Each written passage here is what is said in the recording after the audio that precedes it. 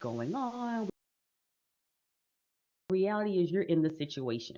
And so you're going to have questions that really lean into, okay, how do we apply this stuff in real life? And the goal here is to talk about how do we create this mindset? How do we create a mindset that gets people from in the door to the championship? How do we get them prepared to do everything that needs to be done so we can reach the goals that we have? That's our goal for today. So in the chat type, raise your hand and ask a question. So really quickly, everyone knows how to use the reaction function at the bottom. It's a little face. If you click on that, you can raise your hand, all that good stuff. Clap, because I love a round of applause. Affirmations are my love language. That's not true. Gifts are my love language. If you want to affirm me, buy me gifts. I'm just saying. But yay, come on, Pokey using your things already. But I want us to be interactive and ask a lot of questions. So I'm going to share slides, but the slides are not just what we're going to talk at. We're going to talk through these slides. But what's most important to me is that you feel comfortable asking all the questions you have. Really quickly, everybody sees the first slide on their screen, and that's what everyone sees. Give me a yes in the chat for so I know everyone has it. I'm really just getting a yes in the chat because I want to make sure y'all are already involved and saying, but you know. All right. So, what we're talking about today is really developing a positive mindset and thinking like a champion. And so, one of the first things I want to talk about is this is part of our 360-degree champion program. One of the things that we know is that you can have a person that's great in the game and struggling everywhere else, and you will not have a good player. And our goal is to make sure that we're helping you develop great players, excellent players. And that comes from our 9 power plays. And these are the things that we have studied, we have tested from decades of experiential knowledge as well as theoretical knowledge. These are the 9 things we know that make a 360-degree champion. What that means is look at them all from every angle and they are winning because we know if that's what they're doing, then they're also winning in the game. And so these are the 9 principles that we've identified from research and experience that make these people the best possible. And they are confident decision making, effective communication skills, owning your champion's mindset, which we'll talk a little bit about today, leading with the champion's heart, amplifying your talents in the game, managing pressures and maintaining passion, uncovering who you are outside of the game, training, healing, and dominating, and living a lifestyle of exponential living. So, this is a phrase I often use, and I want us to discuss this. Winners are born, champions are made. Winners are born, champions are made. Really quickly, I want to stop sharing the screen and I want us to have a discussion about that statement. Winners are born, champions are made. When you hear that, what comes to mind for you? Now, didn't tell y'all that I'm a adjunct faculty, so I don't have a problem calling people out and picking on people. And this is not in class where you can look away and like, if I look away, she can't call on me. We're in Zoom. You can't look away. So, what does it mean for you when you hear leaders are born, but champions are made?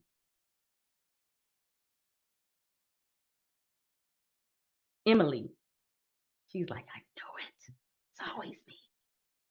No, I guess the first thing that comes to mind is just when you see athletes that have a lot of talent that's raw, and maybe they have like a little bit of, I mean, they have some awareness that they have that, but at the same time, there's like either hesitation or just a lack of opportunity. And so that championship, I mean, champions are made aspect kind of is more in my mindset. It's like the retesting and testing so they get a resilience to themselves and like also the ability to trust themselves and the people that they're with. And I think that's stuff that doesn't just isn't born into you, it's stuff that's built more so. Awesome. Good one, good one. Tibbs. What does it mean when you hear that? Tibbs is like, she did not just, she did it. Didn't you see me looking down? I was writing. um, yeah, I don't know. Like, I'm still.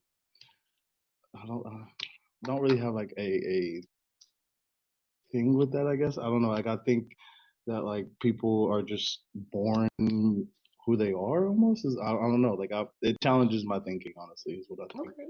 I love that. We love a good challenge. We want to challenge your thinking, and we want you to challenge us. You can say, "I disagree." Either you're born a champion and you got it, or you don't. I, Brittany, what do you say? Leaders are winners are born, champions are made.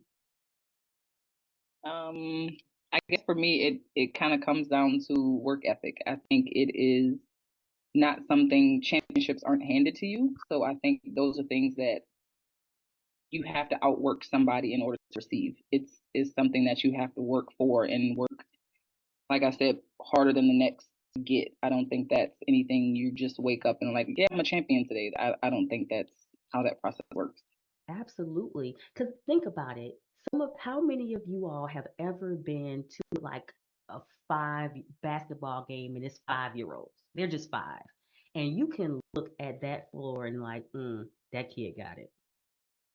That we've all seen it. We've all been to the game. And mind you, I have a 16-year-old son who is nice height thin. If he went to the basketball court, they would pick him and be mad. His calling in life is to disprove the myth that all African American males are athletically inclined. He is not it. And I made him play basketball because I was like, every kid needs to play a team sport. The coach was like, Miss Giles, can we not do this? This is a disaster. I knew it wasn't my kid, but there were kids on that court, and I was like, show me a birth certificate. There is no way you can dribble that well at 5. Now, I know my kid is a bad example of how this should go, but still, there is no way you can dribble that well at 5 years old. They are born with a natural talent, but someone has to develop them into champions. How many great players who you sat back and watched and thought, man, that's a wasted talent? How many times have you seen someone, if we could just get them in the right hands, they would be amazing. So people are born with these natural abilities, but I think it was Emily that said if you don't develop that, if you don't work it, Brittany even said it too, if you don't practice, if you don't do something to develop that, it's a waste. And here's the even harder part that we all have to realize is that it's not just physical. It's not just when they have the ball in their hand. It happens in their mindset. There are people who you've seen that they defeated themselves before they ever touched the court. And if we don't get that champion mindset in them, we will absolutely fail them. So I want us to think about that. Winners are born, but champions are made. And so first I want us to ask the question, what is mindset? Type in the chat for me. When I say mindset, what comes to mind for you? What is mindset? Because we throw this term around all the time. Get your head in the game, get the right mindset. I need you thinking right. I need you. What does that really, really mean when we break it down? What is mindset actually? Y'all are typing feverishly like y'all are in the SATs. Come on now with that focus. Right, Coach Noel, focus. Mental toughness, Lexi, belief from within, thought process, and self-talk is huge, Brittany. Making sure that we have that confidence, Talisa, your beliefs about yourself. How determined are you? Are you resilient? Can you bounce back? These are all things that are so important to us when we think about it. So, mindset refers to a set of attitude, beliefs, and perceptions. And all of these things shape how we interpret and respond to the world around us.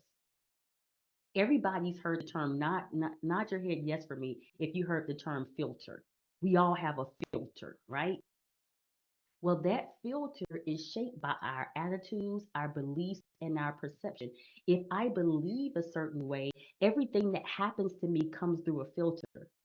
If I believe I'm going to be a champion, even when I lose a game, that comes through a filter. That comes through a filter of I just learned what needs to happen differently in the next game because I'm still a champion, right?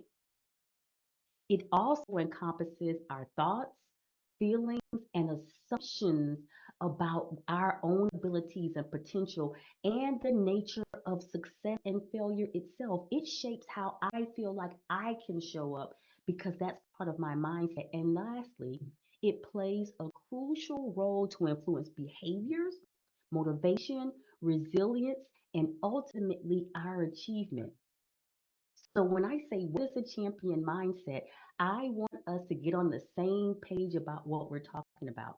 One of the things I get to do is I do mediations. I teach conflict mediations. I teach conflict management. I do mediations with the court system. I've mediated divorces. If you ever want to handle a conflict, deal with people in divorce. It's a whole nother level. But I get to work with people in conflict. And one of the things I say about conflict is most oftentimes we aren't in conflict about a thing. We are in conflict about what we meant when we said what we said. Like I meant, Hold on, can, Deidre. Can go you for say it. that again? Just say that again. Say that one Oft, more time. Say that again. Oftentimes we're not in conflict about a thing. We're in conflict about what we meant when we said what we said. Here's an example of it. When you go and ask someone, can you do that for me today? Your today could mean right now. Their today could mean in the next 24 hours. Tibbs is laughing like he just had this argument recently. I see Tibbs smiling like they meant right now, but they said today. And does today mean by 11:59 p.m. or does it mean by end of business? And now I'm mad because you didn't do it in my definition of today, and you're confused because you still got time to do it, right? So what I want us to do is get on the same page about what do we mean by championship mindset. So to do this, we're going to go in a quick breakout session. It says 5 minutes, but I might actually only give you three. Don't hate me. In your breakout groups, you're going to come up with your definition, your group's definition of a championship mindset, a champion's mindset. Now, here's what needs to happen. In the group, once you get in there very quickly, appoint, hopefully someone will volunteer or be voluntold to be the group spokesperson. Once that happens, come up with a group working definition of champion mindset. Again, when you get in your groups, first thing first, appoint a spokesperson. Then, secondly, come up with your group working definition of a champion mindset. Any questions? All right, I will see you back in here in approximately 5 minutes.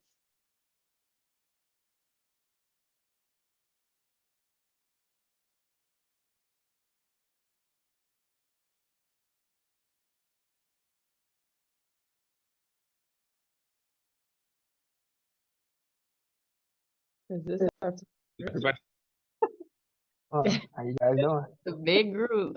Big group. How many of us is it? It look like This everybody. the whole class. We only got two people in the other group that are big load. See, you're our leader. Let's do it. All right, what y'all got? Okay, something I thought about is like never being defeated, and that doesn't mean you're never gonna have like a loss, but never like letting that keep you down. So always getting back up, always climbing towards the higher goal, a higher collective goal that everyone is on the same page about. I think it's just like the ability to figure things out as the time of the game, whatever part of life is. Like you go through anything, you just figure it out as you go. I also think the commitment and the attitude to just do that 1% better every time and with everything you do. Yeah, to backpack off that, never being satisfied, like you never got it. There's always something to work towards. Being able to use that same friction that like kind of makes you feel like you failed and turn it into actually your improvements, right? Seeing your weaknesses and using that to better yourself. Think like being on the same page, all towards one similar goal. I think that's important. I see the ability to overcome obstacles that have yet to happen. I think knowing that regardless of what comes your way, you have the strength to overcome that.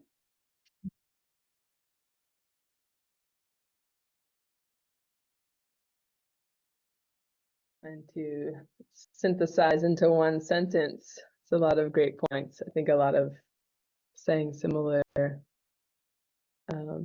things. I think one thing that stands out to me is the like doing it over and over again, being consistent in that mindset, and showing up every day and really in like everything that you do, with that same attitude, not going through the highs and lows without that.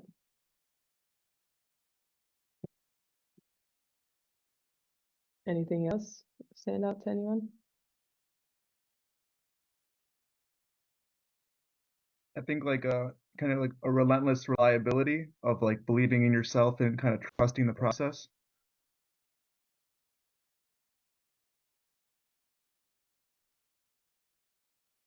I think part of what gets overlooked in that, because you're thinking about the global aspect of it, the championship mindset, is that there are no little things, and sometimes that singular focus that kind of gains the momentum to get to that. So really focusing on those little things. Yeah, I piggyback off go ahead, Noe. Go ahead. I'll piggyback off the little things. Like the little things are big for me. Like even just the day-to-day stuff, you can find something to get better at literally every day. Doesn't matter if it's physically or mentally, but like it's a little thing each day that you can find.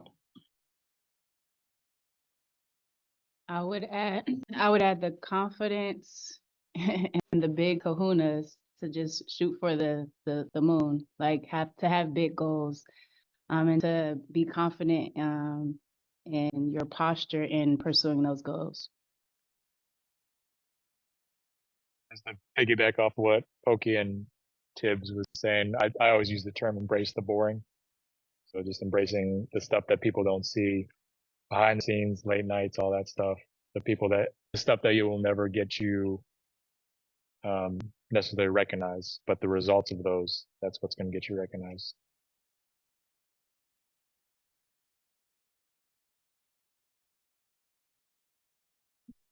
I like it.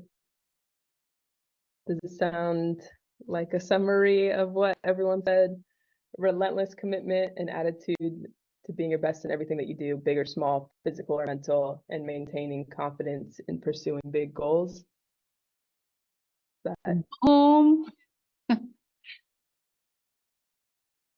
Big. Eb, I heard you through the walls, but you're on You gotta take yourself off mute. Wait, say it, Eb. You forgot the cojones grande.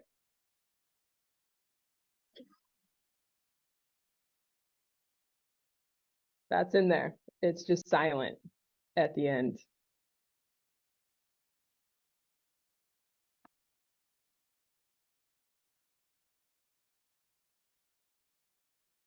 Cool.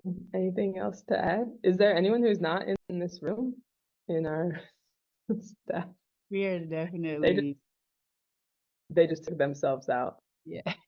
Threw us all into like a bowl and probably like watching us. Fathom note takers on it. Yeah, I feel like we're in a science experiment. Right. I think the other thing, and you probably summed it up, it's like, I don't know who said this, but I recall it from back in the day, like making your mission stronger than your mood, because sometimes you don't feel like it, and that's a big part of it that goes into it, just that mission stronger than your mood. Took all the rooms out all together. So who was group number 1? I think we were all in group 1. We were trying to figure out if you guys were messing with us. We were. Oh, really? So did it put you all in one room? That's that is, oh my goodness. Cause oh my. That's hilarious. No worries. So y'all came up with, you were like, they just playing with us. But for real, we know how it works. We're going to see what y'all say.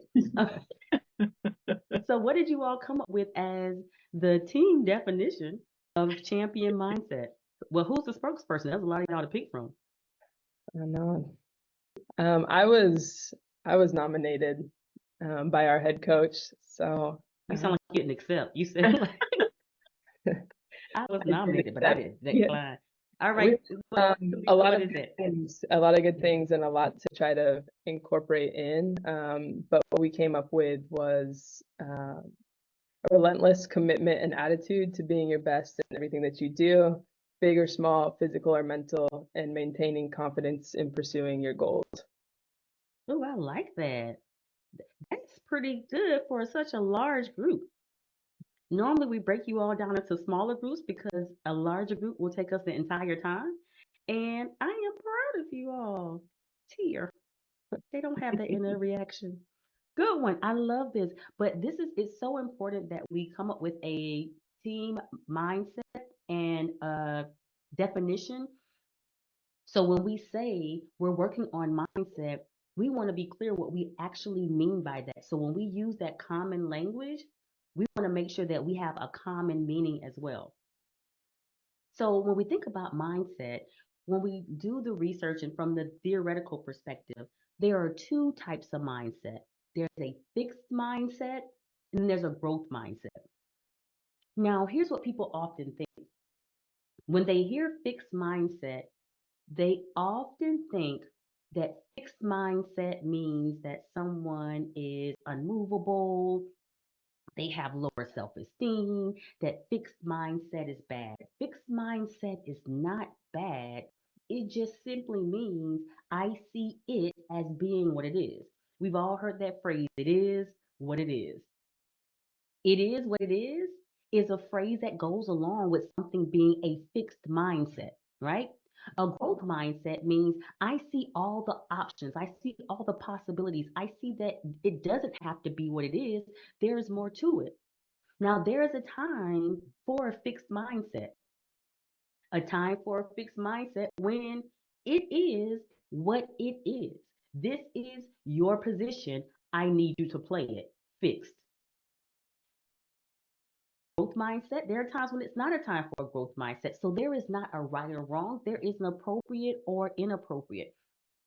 But if not put in the right place, not put in the champion mindset, a fixed mindset can result in a fear of failure because I am who I am and I can't do anything outside that box. Now I am scared to do anything different, or a reluctance to take a stance or challenges.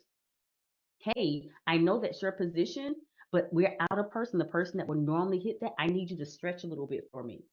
A growth mindset, as far as a champion mindset is concerned, gives us that learning, that adapting, that resilience. That's where we lean into championship. But everyone says they have a growth mindset, right?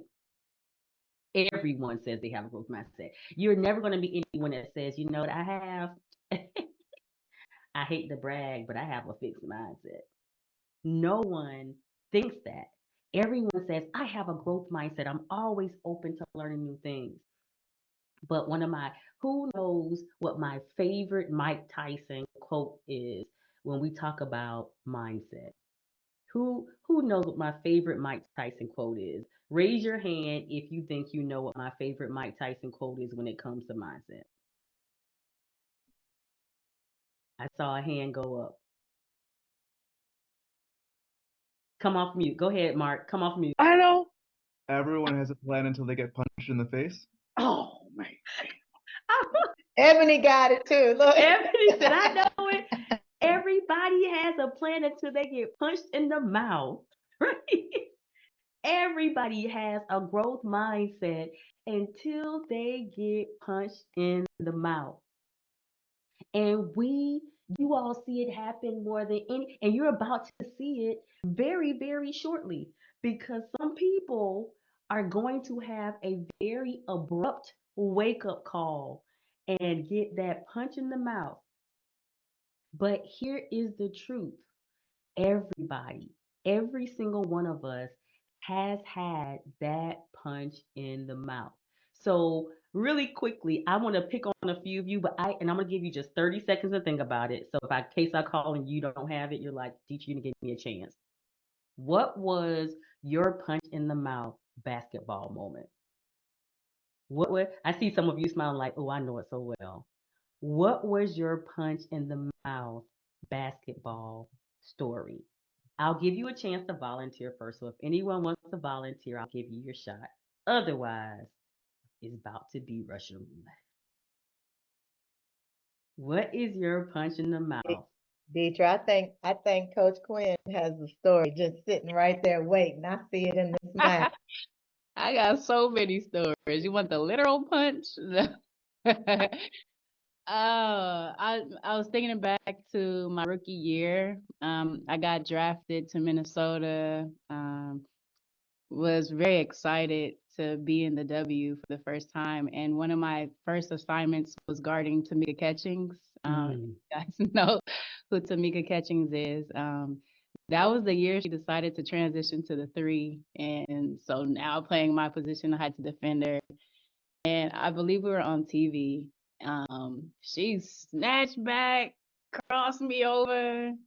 Ankles was one way, head another way. And it was like kind of my welcome to the league moment. Like, yo, Noah, you got some work to do. So that's the one that came to mind. I love it. I love it. Tay, you were laughing so hard. I felt like you got a story to tell. Come on, Tay.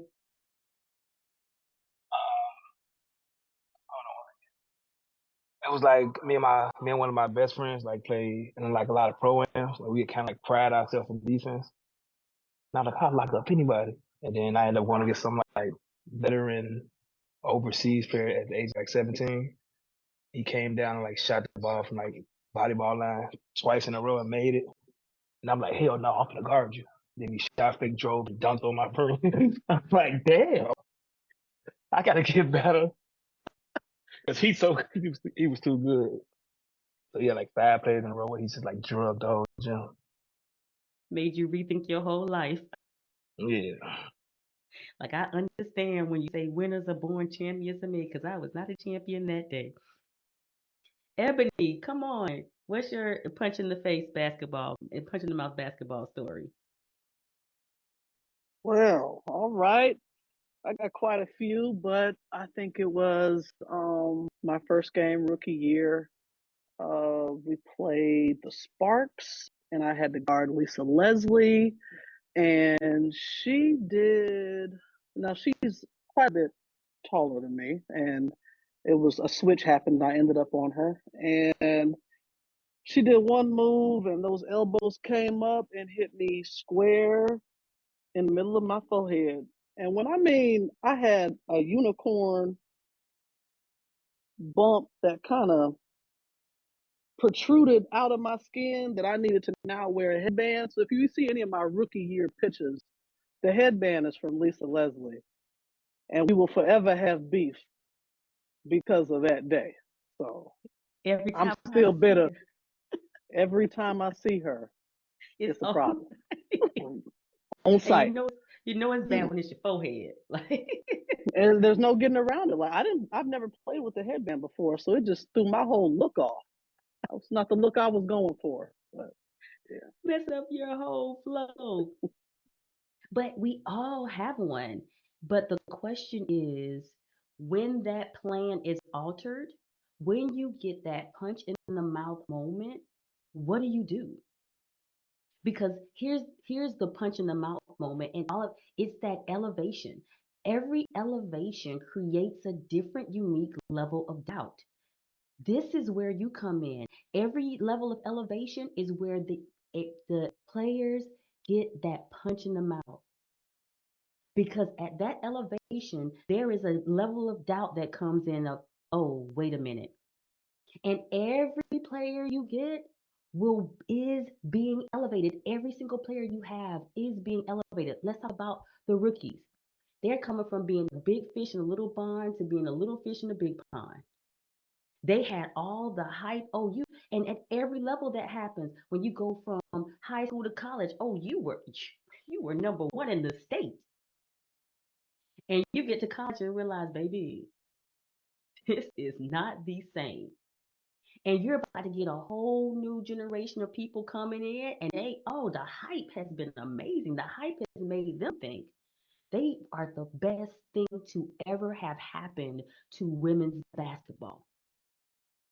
And they are about to get a rude awakening. Just like Coach Quinn said, I thought I was the stuff, and I got in here was like, oh, why are my legs over there and my head over here? Like Emily said, why my hair look like? I know they told me I was a unicorn, but I didn't expect it to come to the WNBA and actually become a unicorn. That was not why I came here. Like they said, I thought I was good, and this dude is shooting from like he in the bleachers making shots with me guarding him. What's happening here? And so you're about to get a whole new group of people that have been elevated, and this is a new level of doubt for them because for many of them, they haven't had this kind of doubt in years. Then the newly not rookies, the people who were the babies the other day, because what comes with being a rookie is there are certain graces that come that people allow, like, oh, I mean, we chide them and mess with them a little bit, but they're a rookie. Well, that's gone. And it's, oh my goodness, I'm no longer the baby. There were mistakes that were okay for me to make last year that I probably will still make this year, but I won't have the same grace that I had last year. Can I stand this level of doubt? And the people who are not new to the league but new to you, like I was cool where I was, but I don't know these people. I don't know if they know my little intricacies. I don't know if that little move I had is appreciated here because somebody else got their own little move. Or I'm almost there. I have a little while left to play, but now I'm thinking about what is my legacy going to be? What am I going to leave behind in the W? And the ones that like, this is my last year. They're stressed like, what? This has been my life. I don't remember a time in my life when I didn't have a ball in my hand. And now I'm in my last year. And along with thinking about this season, I gotta think about this is my last season. What is life like after this? And so all of them, every single person that's coming in is going to be in a punch in the mouth moment. And they need for you to help them navigate this space. And so we're going to talk about 4 keys to a champion's mindset, how you can help them navigate this crazy space. Number 1 is character integrity. Number 2 is support. Number 3 is mentorship. And number 4 is chaos management. Hear me. 1, character integrity. 2, support. 3, mentorship. And 4, chaos management. Now, here's a phrase we often hear that I think has been bastardized. Authenticity is a term that I hate using now because we have taken that term and made it mean something that it never meant. It's like when we think about the terms that are out there in the world, and people are like, when they say woke, and I'm like, that's not what woke actually means. But now it's been so co-opted till now when you say it, it comes in context that it never meant. Authenticity is another one of those words. So, really quickly in the chat, type for me. Do you think authenticity is or is not being 100% of who you are 100% of the time? Type if you think it is, authenticity is being 100% of who you are 100% of the time. Or do you think it is not? Authenticity is not being 100% of who you are 100% of the time. Type in the chat for me. I want to see what you all say. So, either type is or is not. Is or is not. Look, y'all like, it is not. It is not. Look at y'all. I knew I could just feel the genius in the room when y'all came in. I felt it in my spirit that there was genius in the room. Authenticity does not equal 100% of who you are 100% of the time. And that's what this term has been co opted because people say, oh, bring your full self. You need to be who you are all the time. And I give this example. So you all see this screen. These are the different Deetras. This over here with these beautiful people standing behind me, and my daughter and I in our matching dresses. You see that son back there? That's the one. Y'all, he can't even run a straight line, I promise y'all. He can't. That child, Lord, if something chases us, one of us gonna have to stay behind and save his life because he ain't gonna make it. He's not. But he looked like he will. But to them, I'm mama. This picture is Mama Deetra. Down here below, that's Spartan Race Deetra. That's the girl that gets out there and climbs underneath the mud. That's the one that my trainer fusses at. Flip the tire again. This right here, the one with the chains going across her face, that's Dee Dee. She is from Liberty City, Miami, Florida, from the 305. The people who tell you we not from Florida, we from Miami. That's the difference. That's who she is. That's D. Right below that, that's me and my daddy. I'm depicted him. My father's Jamaican. I'm his little sweet baby thing. That's D. This right here, she's sweet too, but she's sweet cheeks because she's with her husband Frank.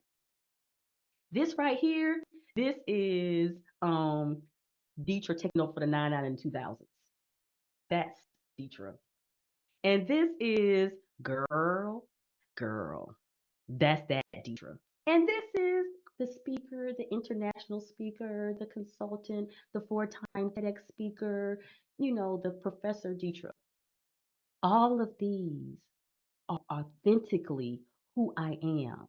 But all of these are not appropriate for every situation I will find myself in. It would not be appropriate for me to bring Deidre for the 99 and 2000s to this session. It's 100% of who I am. It doesn't mean that's the piece that needs to show up right now. And that's why instead of using authenticity, I talk about character integrity. Character integrity is what happens. And what that means is number one, it means the real you that is the most valuable and appropriate for the moment. That and is critical. The real you that is most valuable and appropriate for the moment. For example, you got some of the women gonna get out there, and these are the tough ones. They are the physical players. They are destined for falling out. And you gotta taper that.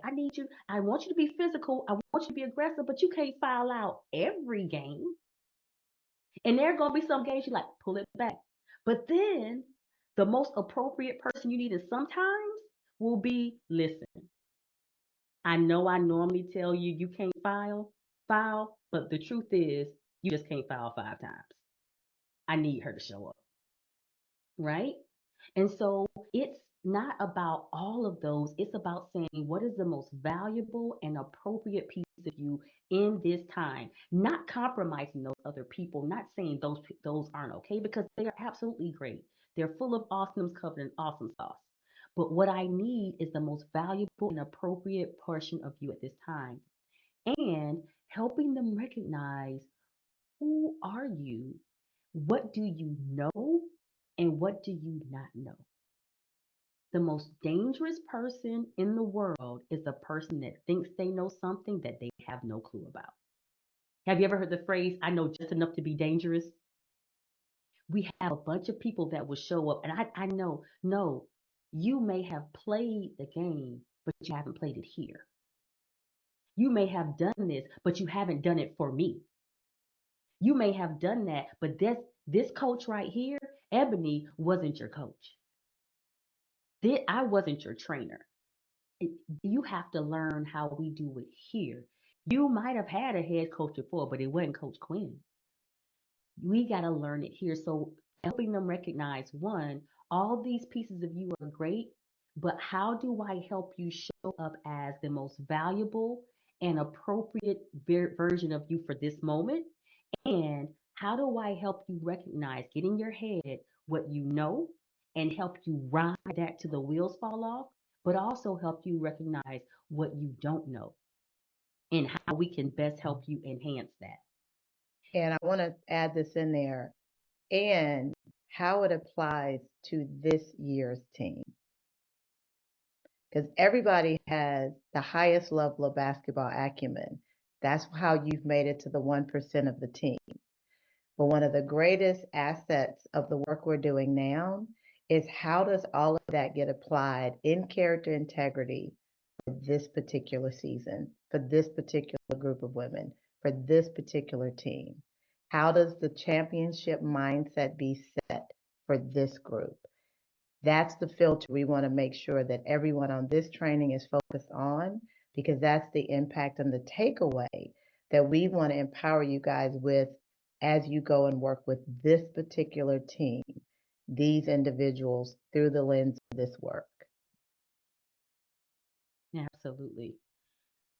The next piece of this is support. We talked about character integrity, making sure they're clear about the most appropriate and valuable version of them that needs to show up, but also they need support.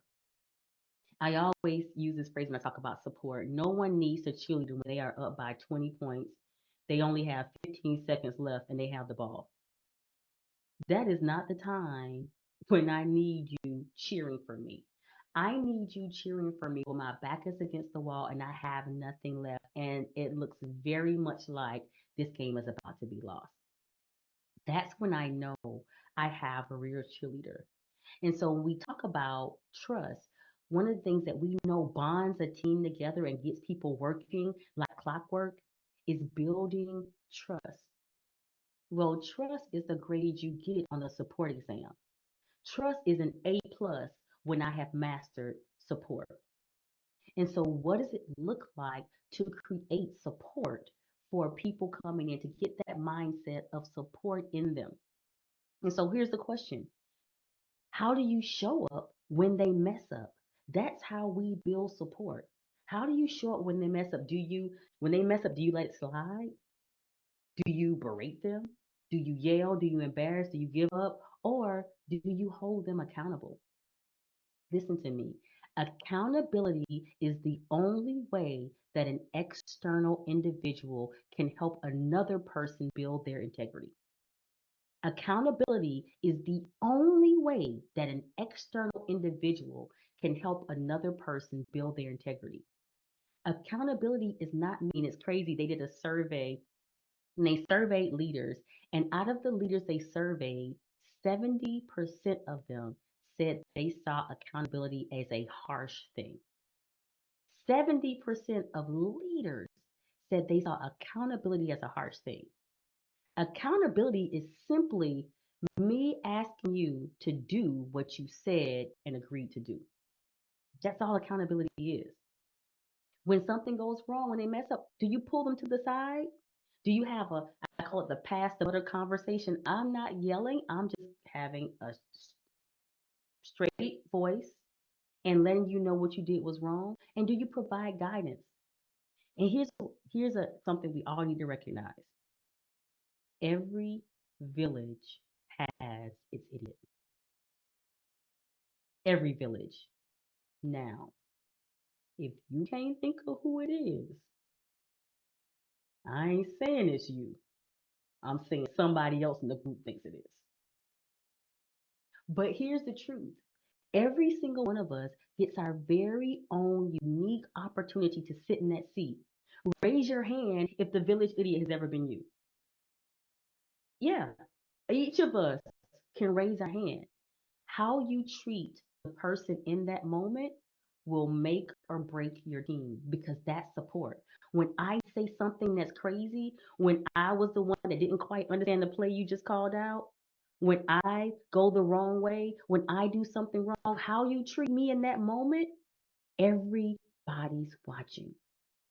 Support is not just how you treat me, it's how you also treat those around me. Because guess what? I don't think I'm that special that I will get different treatment. So if I see you do it to them, I assume that I'm next. So, Deetra, I have a question. Go ahead. I have a question. So let's say we have, because we're talking about elevation, right? And we're talking to the team here that is the team to hold the players at a level of accountability, right? This is the group in all aspects. Well, what if there's a conflict around someone not showing up at the highest level or someone not showing up the way they need to show up? How does this group here apply what we're talking about? How do you hold someone accountable when they don't want to show up for themselves. And you need this elevated, right? Character integrity. I'm trying to show support. How do we actually apply this? I love that question, Sherry, and it leads us right into our next slide, mentorship. We have to begin to recognize that we serve not just as coaches and trainers and administration, we serve as mentors for everybody on this team has to have mentorship. Here's the gotcha. That also means that in this group, there has to be mentorship amongst you all as well. You cannot do something for other people that you are not doing for yourself. Sherry and I are coaches, and we will tell you we both have our own coaches. If you believe something works and you aren't doing it, you're either a hypocrite or a liar. You either don't really believe it or you think you're above it. And so if you're going to tell them we're mentors for you, then you have to get it for yourself. If we're going to tell them we're coaches for you, you have to be coached yourself. This is what it looks like. If you're going to be that person that's supporting them, this is it in a tangible platform. But here's what you also have to realize when it comes to mentorship. You cannot be the only mentors they have. They are going to find mentors on the team, whether you assign them or not. The question is, have you prepared those people to be mentors? Have you poured into them the things that you want them pouring out onto the people that will see them as mentorship? You already know who your team leaders are. You already know who everyone calls before they call you. The question is, are you preparing those people for the roles that they are going to fill, whether they like it or not, whether you like it or not? And so that means there has to be some preparation on your side to make sure that they're prepared for what they're walking into. They're going to be mentors. And if you've designated yourselves as the only mentors on the team, you're doing yourself and the team a disservice. But speaking to what Sherry just asked, here's what that also means. That means that we have to do the tough job of holding ourselves and each other accountable. And accountability is a two-way street. We, listen. I love, I, I, I love nothing more than to let you know that your stuff is jacked up and how you can fix it. But what I don't love so much is you telling me how much my stuff is jacked up and how much I can fix it. Sherry and I laughed this today before we got on this call because I had one of my Deetra, you being extra moments, and Sherry had to say, Deetra, not girl. Remember that picture? It's girl. That was a lot. You took 3 cents and made $3,000 out of it, and all you really have was 3 cents. Right? You all have to be able to do that for each other. And here's the other thing: it can't only be done in private. It needs to be done respectfully, but they need to see we have a culture of accountability. We have a culture of accountability and making sure that they can see that. And then I want you thinking about this.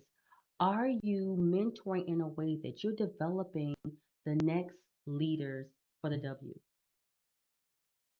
Because this generation that you have now, these are the next head coaches for the W, for D1, across the globe. This is the next generation. And the mentorship that you provide them is what's going to help them develop that. So now I want to open and I'm going to come off the slides really quickly. And I want to ask you about this part before we jump into our last portion for these 4 steps. What questions do you have so far? What are your thoughts so far? What's going through your head? We went through 3 already: character integrity, and we just talked about mentorship, and we talked about support. Before we get to chaos management, what are your thoughts and what questions do you have? I have a question, Deetra. Go for it, Ebony. Um, like when we first started and we talked about the fixed mindset, how do you get a player out of that fear of failure? This is such a great question. Now, he, one, it's a process. It's a process that can be ongoing. One of the best things you can do is help them coaching. Find out where that's coming from. And this is something that Sherry does magnificently. Oftentimes when I watch her coach and she's like, we never even talked about the game. We talked about what was going on. So figuring out what's going on with them and helping them back away from it. And it can be a slow going process, but it's a process that you get into. And I'll let Sherry jump into because I know I see her moving like I want to jump in on this one. So, Ebony, some of the keys from your vantage point, like Dietra referenced the vantage points I sent in as a coach on this side, but from the vantage point of this team, really being able to uncover and allowing them to uncover and discover where the ceilings that they've placed that 90% of the time have nothing to do with basketball. 90% of the time, the ceilings that have kept them in this place of fear has nothing to do with basketball. And so you want to first release them from the pressure of showing up on the court by allowing yourself to understand. I know you know the game of basketball. I know you know you got 5 turnovers in the last game. The issue is not the turnovers. The issue is whatever it is that's causing you to have fear, that's causing you not to play, right? So I want the first thing to be is, how do you get them out of the pressure of the fact that they're not showing up on the court? That's the first thing. Aligning that. The second thing is, when you help assure the confidence that they know this game, it opens them up to be able to speak to what the real issue is. Does that make sense? Because their fear is, if I don't show up on the court, I lose everything. That's the ceiling that their fear is trapped in. I've got to show up on the court. When you reassure them, you know they have what it takes to show up on the court. Now let's address what that other issue is that's causing you not to show up. Ebony, does So that make sense? it totally does. So you're basically saying just continue to have a series of conversations with them, and let them lead the conversation, is what you're saying? Your part is assuring them what you know they have as far as the skill set. Because as the coach, you're going to be focused on, I need you to increase your field goal percentage. I need you to decrease your turnovers. I need you to hit that spot that you haven't been hitting. I need you to make a cut. You showing up late on your cut. I need you to set this pick and you're not set. So you're going to come in and hone it, but you know they have the ability, but you know there's a fear that's keeping them from it, right? But you're going to keep focusing on the skill set you need them to deliver on. I'm saying assure them of the skill set to create the space for them to uncover and be able to say, it really ain't about this basketball game. It really ain't about the game of basketball, right? Now, your outcome is how they show up on that court. But how you untap that, where you ask about fear, how you help untap and be the support system they need with the fear, is creating that space for them to be assured about basketball and safe on what the real issue really is. You want them to be sure about basketball and safe about what the real issue is. Yeah, does that make sense? Perfect sense. Yes, thank you. Anybody else need a little bit more as it relates to Ebony's question specific to your area of expertise with the team? Emily, did you raise your hand, Emily?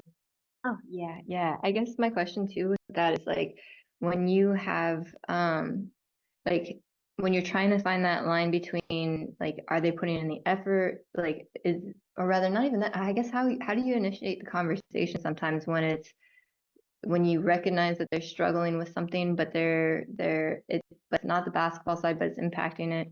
But at the same time, it's like they're naturally very kind of like closed off with regard to their personal feelings and stuff like that, like respecting their space, not being pushy, but also like letting them feel safe. And then on top of that, like it's that balance of like you want to be authentic in providing them that safety and like letting them feel secure in their basketball, but at the same time, like you know that this league, just the nature of this league, you know, if they don't show up and they don't produce, and they know this, like how do you come off as not being disingenuous if you're saying, oh, we've got your back, but at the same time, if you don't perform, your roster spots potentially up. Like striking that balance of it, like is it just through putting it into other forms of how we're showing that support and that security? Like that's, I think, probably the biggest thing I struggle with. Sorry. No, Emily, that is, and especially coming from the sports performance side, like that is an absolute great question because it really is about the application. So there's a couple of tiers with that. One, a big part of the idea of the mentorship is everybody's not going to connect with everybody, right? And one of the reasons that we really asked Talisa to have this entire team here is because as a unit, you guys are responsible for how you connect to the players as a unit and as an individual, right? And so, Emily, Pokey may have a better relationship with a particular player that you see the issue with. How do you and Pokey work together? Because they may be able to receive from Pokey in a way that they can't receive from you. The ultimate goal is the outcome, not how they get it. That's why this is so critical that y'all doing this together. So Emily may say, hey, I don't have the relationship, but here's what I've seen. Here's what and I believe the challenge is this. I believe they're not showing up in what I need them to show up with from a sports performance standpoint. Pokey, you have the relationship with them. Is this something that you need to, and we collaborate and we work through you to get this to them? Or do you, Emily, just need to get from Pokey some insight? Or do you just need Pokey to give that person the assurance that they can trust you with this particular thing because you have the answer that they need? You tracking with me? So you don't have to have the relationship, but everybody on this Zoom has to have their relationships with every player on that court so that whenever the need is there, you guys know how to get to that particular player. You tracking what I'm saying? Does that make sense? If that makes sense, say yes. If it doesn't make sense in the chat, say no. Yes, I see Emily say yes, yes, yes, yes. Okay, perfect. So that's the first part. The first part is how it's communicated. The second part, Emily, to your question is then what's communicated, right? Because like you said, they got to show up. That's where the accountability comes. How do you then, in identifying where the issue is, then there's that accountability communication and language that has to happen with that particular player. And everybody's level of accountability is different.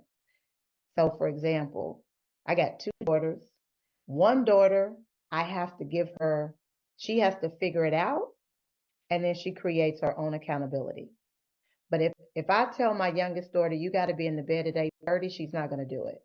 If I ask my youngest daughter, you know what you have to do tomorrow, what time should you go to bed? She's going to go, 8:30. We got to the same time, but if I told her, Emily, she'd have to go to bed at 8:30, she would have fought, kicked, screamed, she would have rebelled, and she would have went to bed at 8:32 just to spite me. Right? My oldest daughter, if I told her you got to go to bed at 8:30, or if I ask her to figure out what time you need to go to bed, unfortunately, she's not going to do either one. She's creative, she's artsy, and literally, she just wanders. So my oldest daughter, I have to do a whole different strategy to get her in the bed at 8:30.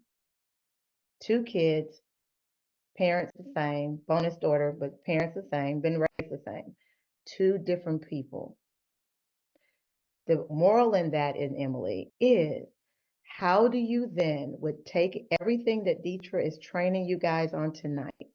How do you then sit down as a collective, looking at the team of players you have, and really work through how do the players need this level of accountability? Because some, you can just tell them, boom, I need you to get me 15 assists. I need that. And they're gonna deliver it. Another player, you're gonna have to be like, you know what? What do you believe this team needs? Well, coach, I think I need to deliver 15 assists. And another player, no matter how much you tell them what you need and how much you tell them, they just not gonna do it because there's a whole nother challenge that you got to tap into that has nothing to do with basketball and then 15 assists. You guys tracking with me? And so how you take this information and really process it through the culture that you want to establish as this team and apply this information to those amazing women that are going to show up on that court. Emily, give me your thoughts on what I just shared. I think it makes a lot of sense. I mean, it's like how we want to tailor. It's just the same way, like when we're looking at their basketball game in some regards, that it's very much like finding, like we're responding to what we see, and it's a dialogue, right? With them, we're learning, and they're learning from us. I think the other thing that came to mind was just also like it's that, like, you know how sometimes they talk about how you receive and you communicate, and like I guess maybe it's getting clarity around how they need us to communicate or ask them questions or, you know, provide feedback so that it's productive. Sometimes I think it feels like, you know, not saying this is like in a particular instance, but just like in general, I know like we were talking about when you're saying like the conflict is when people think that you're perceiving what you asked to be one thing and they're perceiving it as another. Like how can you help facilitate that getting on board even before you have those conflicts? Like is there like some questions that you should be asking yourself or asking your players? And I'll throw it back to Deetra on this last piece. Thank you, Emily. That was a great assessment. It is one of the greatest challenges and the greatest opportunities, and why I want to commend you guys for doing this work, and where I'm going to charge you on the work that you have to do after this, is basketball is why we're all here.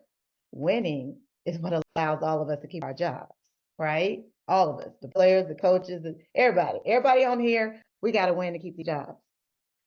But the thing that we all have to remember is everybody on this Zoom and everybody that puts on that jersey is a person.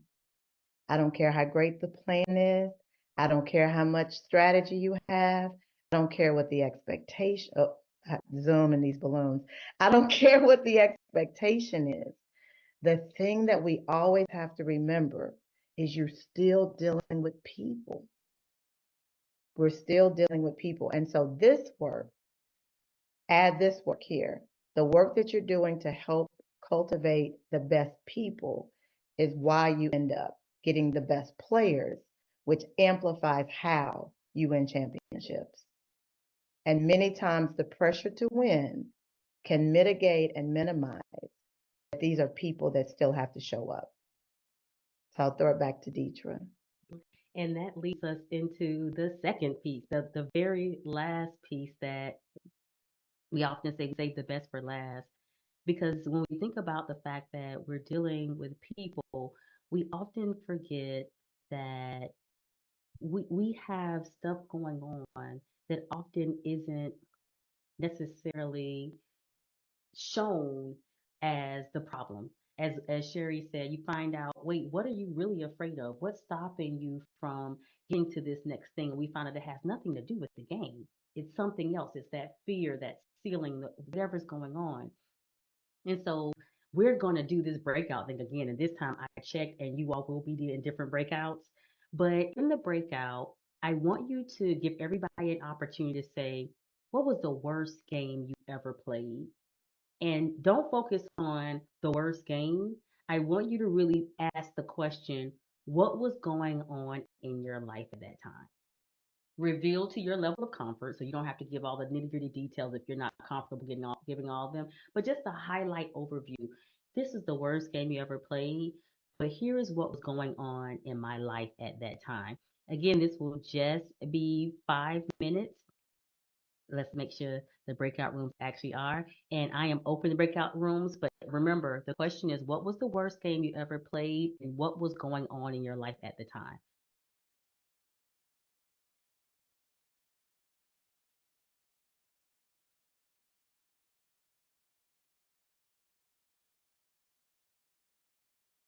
Oh, my people. Crying before our last game. And I'm just like, I'm gonna have a better game. I'm gonna have a better game. Long story short, I just felt like I was putting so much pressure on myself with being on the hometown team. You know, The recording has stopped. This meeting is being recorded.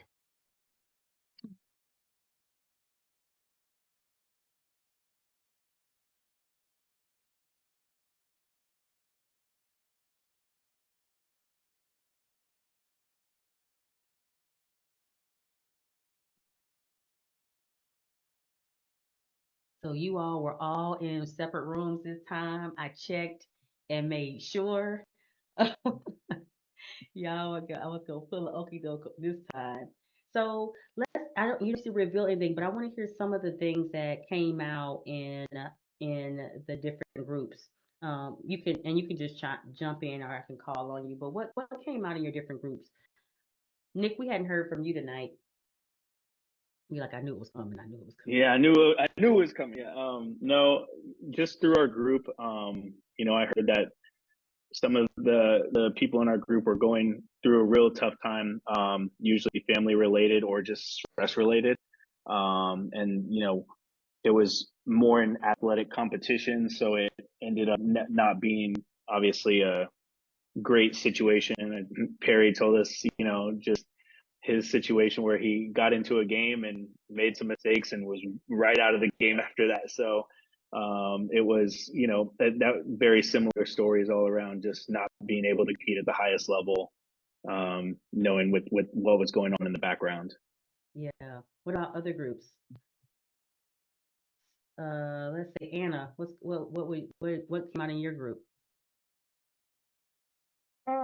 We all kind of had similar stories of just like how our mental focus obstructed the way that we performed in that moment. Our Eb also talked about just like personal things that was going on and some physical, but a lot of just what you were going through and getting caught up in your mental and like maybe some things in the past or what performances that you had just um, made that like you weren't happy with, and then carrying that over and it affecting it more long term. Right. Drew, what about your group? What came out in your group? Something I talked about was just like I never played like super seriously. I always played basketball, but never like at a high level. And I just feel like I never had like the confidence at that point. Like going into any game I recall, I just don't think I like had that self belief. And kind of like prior, the conversation we had prior as a group was that reassuring players. You know what I mean? Like it's not about the basketball. Like I think looking back at my younger self, I'm like, I don't think I ever had that or felt that where it's like it wasn't that you weren't good enough. I didn't have like the belief. You know what I mean? So I think that was my relation to it all. I love it. Perry, they told a little bit of your story, but can you tell a story yourself? Do you mind? I mean, yeah, it was just my senior year of college, and basically mine wasn't family related. It was just basically contemplating whether or not I wanted to continue playing basketball. That leading up because it was early on in the season, it was like a thing where I wasn't getting a lot of playing time. It's one of those things like, yeah, you're just contemplating life essentially. Um, so we were in a tournament in Montana, and kind of like the thing where you're on the bench and you're kind of feeling sorry for yourself, and all of a sudden the coach looks at you, hey, get in, and like just completely not ready to go in, mentally ready, and all that stuff, because obviously you're just thinking down. And then as soon as I got in, pass came to me, boop, travel, down and back, ball came to me again, and I tried to drive to the rim, boop, travel, got yanked. I think it was like in a matter of like 45 seconds. So yeah, but that's kind of what I went through, and definitely learned a lot from that. We all, like you all shared, and I'm sure you heard several stories in your groups about these moments, the worst game I've ever played. And when you think about what was going on, I was willing to say that less than 10% of the stories, when you said what was going on, it wasn't the game. You knew the same thing you knew when you had your best game. You had the same abilities that you had when you had your best game. Everything that was present for your best game was also present for your worst game. What was different is everything else that was going on. It was the chaos that was happening outside of that. That's what we call over here at exponentialism. We call that chaos management because that's a huge portion. One thing Sherry said earlier is one of the things we have to remember no matter what is that these are people. And as people, we know that there is always something going on. And while we would love to imagine that there is some vortex that happens at the gym doors that sucks all of the chaos of our life out, and we get to go in there and play this amazing game with none of those things impacting us, we also know that there's a reality.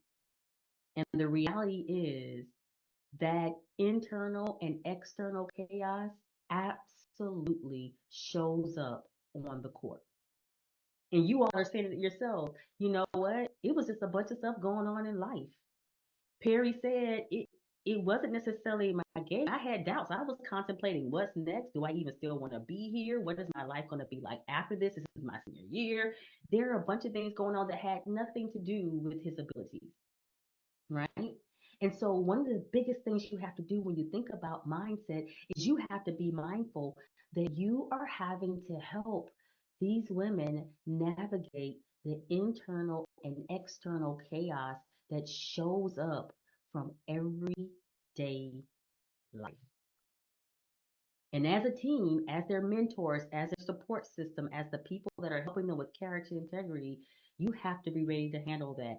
That's one of the things that Sherry and I at Exponential Living Team get to step in and do. We help teach coaches, we help teach the team, we help teach administrators, we help teach everyone how do you manage this internal and external chaos so that you can operate at peak performance in the game. And that's something that you all think about. But here's the reality, and this is a word that people throw around a lot, and it's going the way of the term woke and the way of the term of authenticity, but it's a term that I want us to maintain integrity around. And that term is culture. That term is culture. Culture is going to be culture. When you think about building a house, the foundation is the most important piece of that house. You could build an amazingly beautiful home, but if the foundation is jacked up, that home is worthless. You have built a beautiful structure on top of a crumbling foundation, and that home is going to fall apart. It will be broken, everything will be off kilter, nothing will work if the foundation is not solid. Culture is the foundation that championship teams are built on. And do you have a culture of helping these women manage the chaos that is inevitable in their lives? And so, with everything we talked about today, one of the things I tell all of my students is that learning happens when a change in behavior occurs. If you don't change anything, we had a great conversation, great time, but we did not learn anything. And today we talked about character integrity, we talked about support, we talked about mentorship, and now we've talked very briefly about chaos management. And I know time flies when you're having fun, which means you all were very interactive, but we have less than 10 minutes left. So, in the time we have left, I want us to leave with something tangible. I want us to begin to talk about what are we going to do to apply this stuff when we leave here? If we don't have an application process, it means nothing. And earlier, you all gave an amazing, I mean, it was by far one of the best definitions of champion mindset I've ever heard. And don't take that lightly, because when I say I've trained everyone from PhDs to GEDs and no Ds and all that in between, it has been the best definition I have ever heard. So much so that we question how y'all came up with that great definition. But Look, somebody said, did they chat GPT that? Because that thing was too good. I wasn't gonna say it. I wasn't gonna call it out, but I'm just saying it was. I wasn't the one that said it either. But I was like, that was a big question. And now, regardless of how it came up, now the key is how do you guys implement it? Because it was brilliant. It was It was brilliant. How do you implement it? How do you get that type of thing into the culture? Because culture is something that is so strong. Do you have a culture of support? Do you have a culture of mentorship? Do you have a culture of chaos management? Do you have a culture of helping people recognize what's the most appropriate and valuable version of them for this moment? How do you incorporate that into your culture? So, with these last 6 minutes we have, I want us to throw out some ideas. This is the part of the session where you get to talk and tell us what you're going to do. So, knowing what we've learned today, character integrity, support, mentorship, chaos management, your amazing definition of champion mindset. When you leave today, what are you going to do? Because our day is almost over. It's 6:24 for us, but you're still right after lunch. Y'all still have time to do this today. What are you going to do? That's a question for you all. I don't mind calling on people. But now that you have this, what are you going to do? Aside from seeing us a few more times to give you a little bit more guidance, you'll see us a few more times. But what are you all going to do?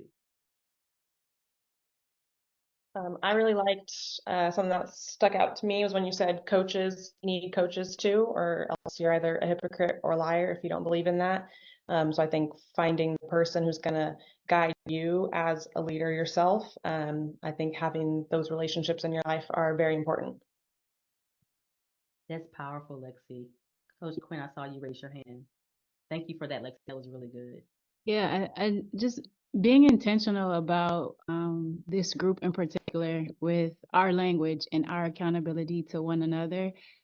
We have our trainer, we have our sports performer, we have our operations on this call, but really making sure that we continue to have touch points, whether it's meetings, whether the groups within the groups continue to hold each other accountability and talk through what's going on so that our connection is relevant but also displayed in front of our players and they see and feel what we're trying to continue to build this thing on, which is our foundation of culture.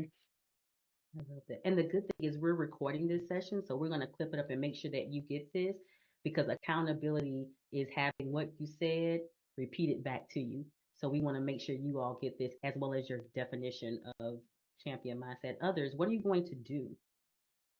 I think something that comes to mind for me is just to sit back and absorb this, all the different things and how it all connects together and your character carry you through the chaos and all those things. And then the next step is you do a self scout, because we always tell our players, the best way to improve the team is to improve the individual. And then so much comes from that. And I think in an hour and a half, it's a lot of information, but then you need some time to digest it and see, where your strengths are. Because I think the best thing is having everybody on here and letting them understand how important they are to that product we're going to put out on the court, So I think for me, it's that absorb it, self check, and then see which direction I go. Yeah. And I will agree with you on that, Pokey. I think it was so powerful that all of you are here because every single one of you is a part of developing that championship culture. And without one of you, it doesn't work. So it's important that everybody has that same mindset. Tay, I see your hand is raised. It was like I wasn't raising my hand. I was putting my hand on my head. Like, nah. Maybe actually like adapting a growth mindset where you are like trying to build each other up and choosing the person next to you. Absolutely. And thank you for that one, Tay. Mindset is going to be huge. We talk about you helping them develop their mindset, but it starts with you all. If you all aren't in a growth mindset, then there's no hope for them. What else? What do you want to do? I feel like this, all of these things we talked today, not only apply to the players, but they apply to us. Just having the character integrity as staff, the mentorship with each other, whoever is having issues or has questions, that we can support each other in those times of need, and the support to each other. So all of these, they correlate to each other with the team in particular, and then us as a staff having these this mindset, it applies to us as well. Ebony gets a gold star. Because Lexi already told you all how I feel about it. If you don't do what you say, then either you're a hypocrite or a liar. So if you're saying you're creating support, mentorship, character, integrity, chaos management for them, and you're not doing it for yourself, either you don't really believe it or you're lying. Nick, come on. Yeah, no, me being kind of new to the group, wanting to definitely find someone who can mentor me, and then also, being, integrated into this group and wanting to help mentor others. And that doesn't just go for, the players, it goes for staff as well. Like that's where I feel I can, attribute, what we learned today. Thank you. Thank you. Others in our last 1 minute. Somebody I close think. us out. Oh, I don't want to do that. No, it's too late, Tanisha. No, ma'am. We are a growth mindset.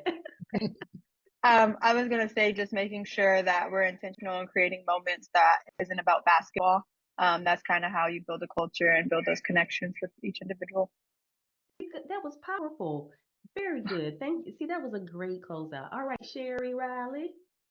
So I put something in the chat that I want everybody to see. And it's just because you have elite talent doesn't mean you're equipped to manage life's challenges. Just because you have elite talent doesn't mean you're equipped to manage life's challenges. And the information is, as was referenced, it was 90 minutes, literally work that takes a year to really go through the whole process. We gave you guys in 90 minutes, so it can seem overwhelming.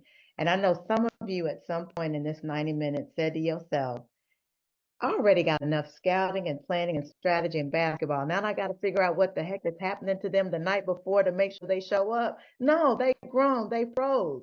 They need to just show up. At some point, don't raise your hand, but at some point, rightfully, you should have had that thought, right? And the truth of the matter is, yes, they are pros. And yes, everyone on here is getting paid. And yes, the job is to win championships. But the truth of the matter is, everything we've talked about, everything that happens on that bad day that you bring to the court, thank you so much, Perry, for sharing. You walked just because you were dealing with something else twice. All of that still matters on championship quality product on the court. You can't separate it. But here's the great equalizer and the rallying cry is absolutely that work culture. And so the charge we want to give you guys is when you go away from here, what is the 3 words or the phrase or the ideology that mitigates all the different challenges personally and galvanizes how the team comes together? Because whether you're dealing with an individual issue or a team challenge, when you're on one accord, you show up. You hear what I'm saying? Whether you're dealing with an individual challenge, or whether there's a conflict with the team as a whole, 2 young ladies are having issues, coach and players having an issue, all those things are going to happen. When you are on one accord, you show up. And so the charge that we give you guys, take this information and continue to fine tune what is that culture statement or what is that one accord that becomes the rallying cry that incorporates all the things that we've added to the strategy that you guys are already putting together on how they show up on the court. Everything we brought tonight and will continue to work with you guys on is the blind spot that we're responsible to help highlight. You guys are paid to focus on the X's and O's. The team has done a phenomenal job of bringing us in to help highlight the blind spots that amplify the work you're going to do with those women on that court. So, Deetra, I'll throw it to you to close us out. I feel like we need to go on and pass the collection plate. Let the church say amen. Well, it has been a wonderful training session with you all. You will see us again Here is how Sherry and I work. What we believe is that we train, we hold accountable, and then we make adjustments. So the next time we see you, we'll ask, how has it been? What are you doing? Because we always want to know that you're doing the work. What are you doing? How is it working? Where can we adjust? And this is the way that you all can hold each other accountable too. What are you doing? How is it working? Where can we adjust? Our prayer is that you take this information and apply it long enough for it to work. When you first start, it's going to feel uncomfortable. You can say, that doesn't work. I'm not going to do it. That's not how it works. It's like when you learn a new skill, when you do something different, the first time you do it, it doesn't quite work. The more you do it, the more you get accustomed to it. Do it. And when we check back in, what were you doing? How is it working? Where does it need to adjust? With that said, thank you all so much. We are so excited for this next season, and we cannot wait to see you all again. Thank you so much. Thank you. Thank you, guys. Thank you. Have a good evening, everyone. Yeah. All the best. Thank you. Thanks.